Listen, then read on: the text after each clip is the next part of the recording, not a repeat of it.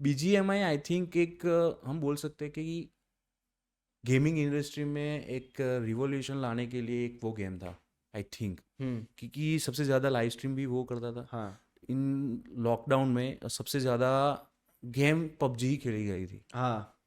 उसके पहले I think था तो जो सब खेलते थे वो मिनी एंग्री बर्ड थी, मिलिशिया। मिली मिली या मिनी मिलिशिया एंग्री थी। बर्ड भी थी। उस वो तो बहुत जब स्मार्टफोन आए थे तब। हम्म। तो बीजीएमआई कितने लोगों का करियर बनाया होगा अभी तक। मुझे ऐसा लगता है कि जो अगर प्रॉपर किसी का करियर बनाया है तो वो 100 150 या 200 300 लोग ही होंगे मैक्स टू मैक्स, हम्म। जिनका प्रॉपर इन इन सब चीज़ों से करियर बना है। हाँ, अगर बैकग्राउंड में देखा जाए तो जो टूर्नामेंट वगैरह ऑर्गेनाइज कर रहे हैं तो उनकी बहुत बड़ी टीम होती है। ओके। तो अगर ओवरऑल देखा जाए तो बहुत ज़्यादा लोग हैं, 1000 लोगों के आसपास होंगे जिनका करियर बना है। अगर ओवरऑल देखा जाए कि जो अलग अलग टूर्नामेंट ऑर्गेनाइजर है या फिर कोई ई स्पोर्ट्स ऑर्गेनाइजेशन है, तो वो सब देखा जाए तो 1000 लोगों के शायद करियर बने होंगे। बाकी बहुत सारे ऐसे लोग आए हैं जिन्होंने मतलब यहाँ इस इंडस्ट्री में घुसे, हम्म। उन्होंने पैसा बनाया और फिर वो चले गए। ऐसे बहुत सारे लोग हैं। हमने देखा होगा यार, तन्मय भट्ट है। तन्मय भट्ट भी हाँ तो हाँ। पबजी खेलता था। हाँ वो भी वो स्ट्रीमिंग भी लाइव स्ट्रीम स्ट्रीमिंग। करता था। एक टाइम पे आया स्ट्रीम करने, पैसे छापे उसने इस सब चीज़ों में। गेमिंग इंडस्ट्री जब ऊपर चढ़ी, पता चला कि भाई सब लोग स्ट्रीम कर रहे हैं। तन्मय भट्ट है, फिर समय रैना है। समय रहना भी। हाँ, बहुत सारे लोग ऐसे थे, कॉमेडियन सब घुस गए इस चीज़ में। हम्म। और उन लोगों ने भी इस चीज़ों में पैसे छापे, पर वो लोग प्रॉपर गेमर नहीं थे। राइट। ऐसा है। गेमिंग एज अ करियर क्या लगता है आपको कि क्या उसमें मतलब जिसको भी बनना हो हम्म। तो वो कैसे शुरुआत करे और स्टार्ट करे। अभी तो आई थिंक अभी तो बूम हो रही है। हम्म। अगर किसी को एक गेम में आगे बढ़ना है ना, पर्टिकुलर गेम में, हम्म। तो या तो फिर जैसे बीजीएमआई हो गई, तो उसमें वो कंपटीशन में आगे बढ़ सकता है कि भाई वो अलग अलग ई स्पोर्ट्स जो भी टूर्नामेंट हो रही है उसके अंदर वो घुस सकता है बंदा। हम्म। लेकिन उसके लिए क्या करना पड़ेगा, अगर कोई नया बंदा है तो उसको पहले है ना T2 T1, ये Tier 2 Tier 1 जैसे कस्टम्स होता है। मतलब। छोटे लेवल पे कस्टम कस्टम रूम्स होते हैं। जैसे मैं भी पहले करवाता था, वो कोई भी करवा सकता है, आप हो मैं हूँ, ओके। कोई भी Tier 2 Tier 1 कस्टम्स करवा सकते हैं। Tier 2 में एक बंदा जो होता है ना, वो उसका स्टार्टिंग लेवल बेस होता है, या तो Tier 3 भी होता है। Tier 3 कस्टम्स भी पहले होते थे, लेकिन अब Tier 3 का अब नामो निशान नहीं है। मैं एक टाइम पे करवाता था Tier 3, लेकिन अब मैं खुद भी Tier 3 का नाम नहीं सुनता हूँ। Tier 3 हर एक प्लेयर का एक बेस होता है, स्टार्ट होता है। जो भी बिगिनर है वो सबसे पहले Tier 3 कस्टम्स खेलेगा। फिर उसके बाद जब उसको लगता है कि भाई हाँ, उसको थोड़ी गेम नॉलेज आ गई है, उसको एक टीम गेम प्ले उसको समझ आ चुका है, तो फिर वो Tier 2 गेम प्ले खेलेगा। हम्म। और जब उसको लगेगा कि अब वो एक प्रोफेशनल प्लेयर बन चुका है, तो तब जाके वो एक T1 प्लेयर बन पाएगा। और जो प्रोफेशनल लेवल पे T1 कस्टम्स खेलता है उसको सैलरी भी मिलती है। सैलरी भी मिलती सैलरी है। भी मिलती है। ई स्पोर्ट्स जो ऑर्गेनाइजर होते हैं ना, हाँ। वो लोग पे करने के लिए रेडी होते हैं Tier 1 कस्टम्स खेलने के लिए। ओके सो मतलब जो ऑर्गेनाइज उसको कैसे बेनिफिट होता है। ऑर्गेनाइजर ब्रांड डील्स लेके आता है। ओके समझ गया, हाँ, वो समझ गया मैं। हम्म। ऑर्गेनाइजर क्या करता है, जैसे ब्रांड डील्स लेके आ गया, प्लस अगर वो कस्टम्स खेलते हैं तो विनिंग कस्टम्स का जो प्राइज मनी होता है वो ऑर्गेनाइजर के पास जाएगा, उसमें से कुछ परसेंट ऑर्गेनाइजर लेके जाएगा। अब हम बोल हाँ, सकते हैं कि भाई ऐसा नहीं है कि गेमिंग में कोई पैसा नहीं है, पैसा पैसा नहीं है, बहुत पैसा है। बहुत है। पैसा पैसा बहुत बहुत है, क्योंकि ये लोग क्या करते हैं, जैसे कोई एक ऑर्गेनाइजर हो गया, वो क्या करेगा कि अपने गेमर्स को है ना अलग अलग लाइव स्ट्रीमिंग जो एप्स होती है उनके साथ कॉन्ट्रैक्ट साइन करवाएगा। है। हम्म। अब जैसे मैं एक गेमर हूँ, मैं बीजीएमआई का एक सिर्फ ओनली गेमर हूँ बीजीएमआई का, मान लो हम्म। मेरी कोई यूट्यूब चैनल वगैरह नहीं है, लेकिन मैं T1 वगैरह कस्टम्स खेल के मैं एक फेमस प्लेयर बन गया।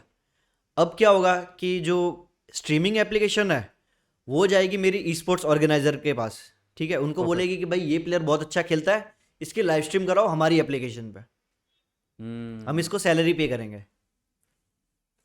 तो जो ऑर्गेनाइजर होगा वो क्या करेगा, वो बोलेगा कि 20% हम रखेंगे, बाकी हम हमारे गेमर्स को गेमर देंगे। को देंगे। ओके। तो ये चीज़ भी होती है, और ये चीज़ ऐसा नहीं कि ये गेमर को ही मिलती है। ये चीज़ जैसे मैं कंटेंट क्रिएटर हूँ, तो मेरी जो मैनेजमेंट कंपनी होगी वो लोग भी मुझे ऐसे कॉन्ट्रैक्ट दिलवा सकता है। हम्म।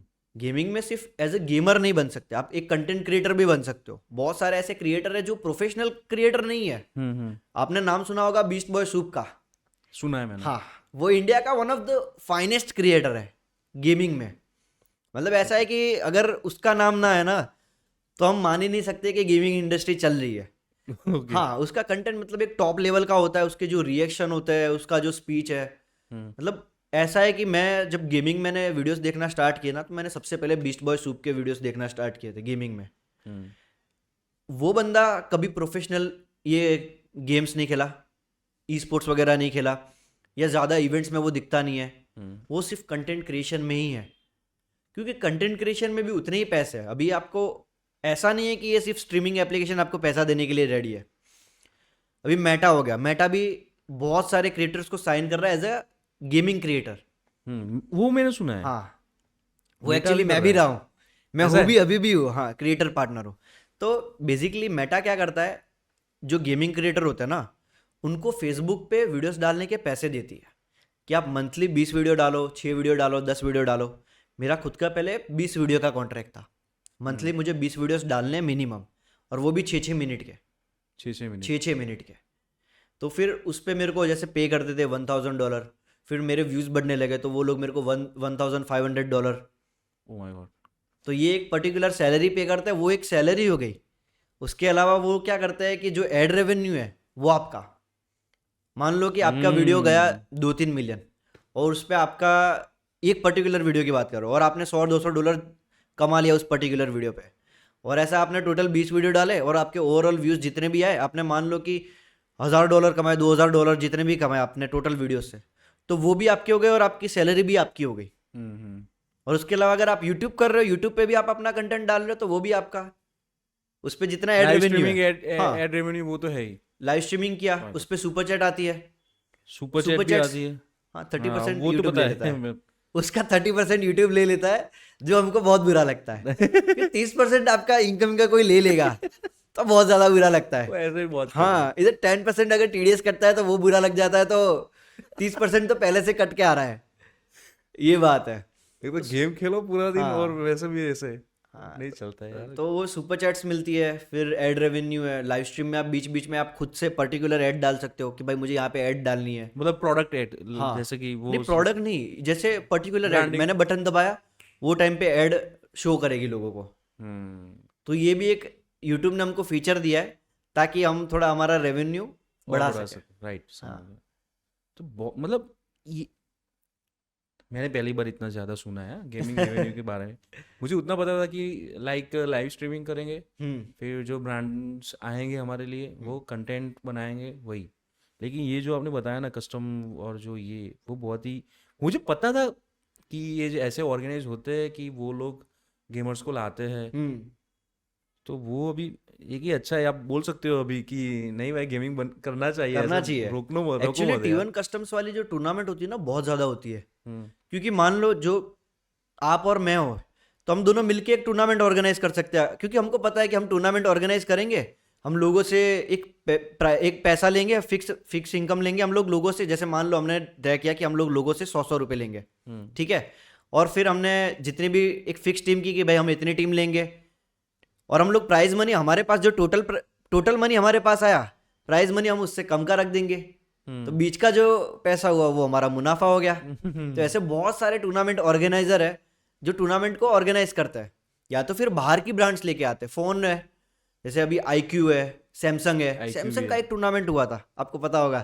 हाँ जिसमें मेरे अभी को, हम लोग 3rd नंबर पे आए। क्या बात है। हाँ, मेरी जो टीम थी उसमें जोनाथन भी था। जोनाथन ई स्पोर्ट्स में, मतलब आपको मैं बता दूं कि बहुत तगड़ा प्लेयर है, और जब उसके साथ मैं खेला तो वो एक अलग लेवल का एक्सपीरियंस था। मतलब हम लोग भी प्रो है गेम में, ऐसा नहीं हम लोग प्रो नहीं है, लेकिन वो जब खेलता है हमको एक अलग लगता है कि वो कुछ और ही खेल रहा है। उनका फोकस कैसा होता है मतलब गेमिंग में, पता मतलब मैंने जोनाथन को देखा है कि वो क्या करता है, फोन को बहुत ज्यादा पास में रखता है और आंखें ऐसे थोड़ी खोल देता है, ताकि क्या पूरा जो फोकस है ना वो फोन के अंदर ही रहे, आसपास थोड़ा भी डिस्ट्रैक्शन नहीं रहता। और जैसे कि हम जो कंटेंट क्रिएटर है, मैं एक कंटेंट क्रिएटर हूँ, राइट। मैं ई स्पोर्ट्स में उतना ज्यादा घुसता नहीं हूँ, तो मेरा क्या रहता है कि जैसे मैं गेम खेल रहा हूँ, मुझे बीच बीच में चैट रीड करनी है, मुझे एंगेजमेंट बढ़ानी है, मुझे गेम प्ले अच्छा हो बुरा हो उससे फर्क नहीं पड़ता। मैं मर गया तो मैं कॉमेडी सीन कर दूंगा कि भाई मैं मर गया, हंस दूंगा खुद पे कि मैं नूब हूँ। मुझे अपने आप को एक एंटरटेनमेंट के पर्सन के हिसाब से शो करना है, तो मैं बीच बीच में लोगों से एंगेज करना स्टार्ट कर देता हूँ, उनकी चैट रीड करता हूँ, तो फोकस पूरा चला जाता है।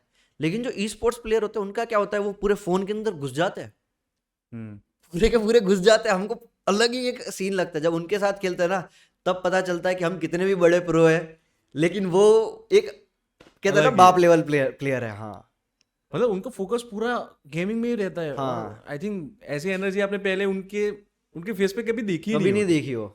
जैसे कहते हैं ना कि क्रिकेट में MS धोनी को हम मानते हैं कि भाई ये बंदा बहुत शार्प है, इसका माइंड चलेगा, राइट। उस हिसाब से उनका माइंड चलता है। मतलब उनको और कोई चीज़ दिखती ही नहीं है तब।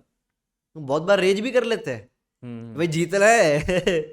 और ऐसा कभी हुआ कि लाइक ऐसे टीम में भी आप मल्टीपल प्लेयर होते हैं वहाँ पे हम्म, गेमिंग में, राइट?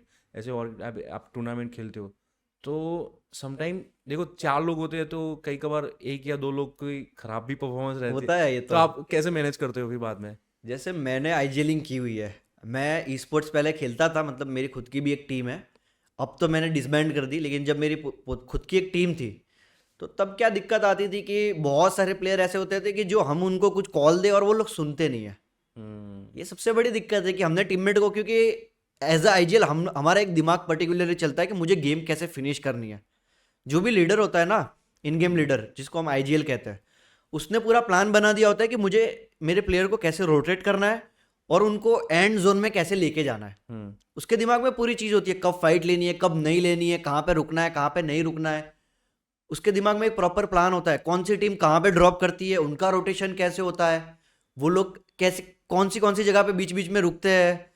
ये जो आप गेम बोल रहे हो वो हाँ बीजीएमआई है आई थिंक। हाँ, BGMI, मैं पबजी पर्टिकुलर गेम की बात कर रहा हूँ। Okay okay, got it. क्योंकि ये गेम में ऐसा सीन है कि इसी इसमें ही सबसे ज़्यादा स्पोर्ट्स अभी तो चल रहा है। राइट। तो मेरी जो टीम होती थी, बहुत बार ऐसा सीन होता था कि वो लोग प्लेयर जो होते थे ना, वो सुनते नहीं है। वो एनर्जेटिक लाइक अभी हाँ कोई बंदा आ रहा है लाओ हाँ, मार देता हूँ हमने उसे, उनको बोला राइट। कि भाई यहाँ से प्लेयर आ रहा है तो ध्यान रखना, और वो कहीं पे और जगह पे फाइट कर रहा है, क्योंकि उसको ओपन में एक बंदा दिख गया, वो वहां पे फाइट करना स्टार्ट कर दिया। उसने सोचा कि भाई मेरे को एक फ्री किल मिल रहा है, वो फाइट करने चला गया। और फिर होता ऐसा है कि पीछे से कोई टीम आई, क्योंकि हमने उसको कॉल दिया कि भाई पीछे से कोई टीम आए तो सिर्फ उसका ध्यान रखना, राइट, समझ गया। ताकि हमको पता चले कि भाई हम लोग पीछे तेरे को बैकअप दे दे तब। और वो किसी और प्लेयर से फाइट कर रहा है, उसको फ्री किल मिल रहा है, वो सोच रहा है मैं फ्री किल एक उठा लेता हूँ, उस चक्कर में पूरी टीम मर जाए। ऐसा नहीं है कि ये सिर्फ टीममेट्स होता है, बहुत बार हमसे भी हो जाता है। हम सोचते हैं कि भाई हमसे नहीं होगा, हमसे भी बहुत बार मिस्टेक हो जाता है। एज अ आईजीएल हमसे कभी कभार ये भी गलती हो जाती है कि हम रोटेशन करवाते हैं, लेकिन किसी ने हमको रोटेशन में पकड़ लिया। हम सोचते हैं कि भाई चलो मैं बैकअप दे दूंगा। बहुत बार ऐसा होता है कि मैं ना एज अ बैकअप प्लेयर बहुत अच्छा खेलता हूँ। ओके। सपोज कि मेरे टीममेट को कहीं पे आगे मुझे भेजना है कि तुम जाओ फाइट करो, अगर तुम्हें बैकअप की ज़रूरत पड़ेगी मैं दे दूंगा, तुम अगर नॉक हो चुके हो मैं आ जाऊंगा, तुम्हें सेव कर लूंगा। और ये मैं एक पर्टिकुलर जो रोल है ना, ये मैं बहुत अच्छा खेलता हूँ पहले से, मुझे ये रोल बहुत पसंद है। बहुत बार ऐसा होता है कि हम लोग एंड टाइम पे रिवाइव करने जा रहे हैं, क्योंकि प्लेयर की हेल्थ कम हो चुकी है, उसको रिवाइव नहीं कर पा रहे। टीममेट गुस्सा होगा कि भाई तू क्या कर रहा है। तो फिर ये सीन होता है कि हर किसी की गलती हो जाती है। ये गेम में एक अच्छी टीम होगी ना, उससे भी ये सारी गलतियां होगी, राइट। उससे भी ये चीज़ मैंने जितनी भी बार खेला है ना, मैं जो आई थिंक बहुत कम बार चिकन डिनर बना होगा, लेकिन मैं वो जो जोन होता है ना वो लास्ट तक में आता हूँ। कुछ करूँ या ना करूँ, किसी को मारो या ना मारो, लेकिन सेफली मैं वहां तक तो पहुंच ही जाता हूँ। मुझे लगता है आप कभी कॉन्करर लॉबी नहीं आए हो। नहीं मैं मतलब नहीं, कॉन्करर लॉबी बहुत तगड़ी होती है, ओके। बंदे ढूंढ ढूंढ के मारते हैं आपको। ऐसा। हाँ, और हम तो स्ट्रीम करते हैं। हाँ। अब क्या होता है कि BGMI ने ना, ये जो गेम है BGMI, इन्होंने हमको एक टाइटल दे रखा है गेम के अंदर, creator partner, BGMI creator partner. Okay. हाँ, BGMI पार्टनर कहते हैं जिसको, ठीक है। ओके। तो अब क्या होता है कि जैसे ही प्लेन उड़ता है ना, तो प्लेन में हमारी स्किन लगती है, क्योंकि हमारा RP BGMI क्या करता है, हमको UC दे देता है कि ताकि आप रॉयल पास परचेस करो। और जैसे आपने रॉयल पास परचेस किया, तो उसकी वजह से क्या होगा, प्लेन पे आपकी स्किन होगी, क्योंकि आपका हायर रैंक है रॉयल पास में। ये ज़्यादातर बार होता है, हाँ अगर किसी ने ज़्यादा पैसे लगा लिए तो उसकी स्किन आएगी, लेकिन मोस्ट ऑफ द टाइम हमारी स्किन आती है। तो हमारी स्किन आई, उसके साथ में हमारा नाम लिखाया, और साथ में लिखाएगा कि ये BGMI पार्टनर है। अब मेरा नाम है इंजीनियर T गेमर इन गेम। तो अब लोग क्या करेंगे, लोगों को पता चल गया कि भाई हमारी गेम में कोई आया यूट्यूबर, वो जाके यूट्यूब पे सर्च करेगा कि इंजीनियर T गेमर ये कौन है। उसने देखा हम लोग लाइव कर रहे हैं, मैं जिस लोकेशन पे ड्रॉप हूँ, मतलब जिस लोकेशन पे हम लोग जंप किया है, हम लोग वहां पे लूट कर रहे हैं, 5-10 मिनट में सारे प्लेयर आ जाएंगे उधर फाइट करने, ओके, स्ट्रीम पे देखेंगे कि ये बंदा यहाँ पे बैठा हुआ है, इसको मारते हैं, ताकि उनको उनको भी कंटेंट मजा मिल आएगा, जाएगा कि भाई राइट। यूट्यूबर को मारा हमने। जैसे कि वो मतलब पतंग हम उड़ाते हैं, फिर जो अनोखी होती है उसको डालो हाँ, पतंग इस में टाइप होता है ना कि जो सबसे बड़ा पतंग होता है तो टारगेट चलो बन जाता काटो है इसकी सबका कि भाई बारी। इसको काटते हैं सबसे पहले।